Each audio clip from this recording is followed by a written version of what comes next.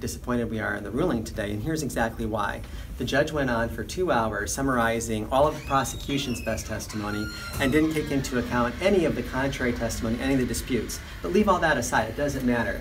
We gave 20 pages of legal arguments in our closing brief explaining why none of these charges had legal validity. He did not address a single one of those 20 pages. That the circuit court, and if not there, the Court of Appeals are going to look at this and they're going to reverse so fast it'll make your head spin. So that's your line of defense then? That's your line of defense? Absolutely, that there are clear legal arguments as to why these charges are invalid that the judge did not address. And we will absolutely file a motion to quash as quickly as we can digest the 2.5-hour hearing today.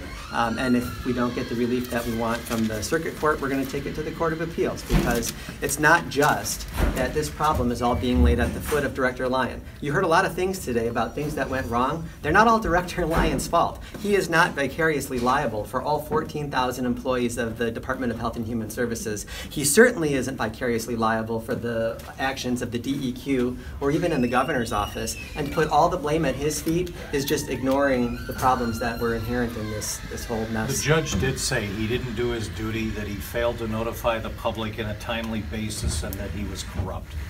He is not corrupt, and there is no evidence of that. But just take the notice, because that's kind of an important piece of this. It's the base of the manslaughter charges. He's back on the record.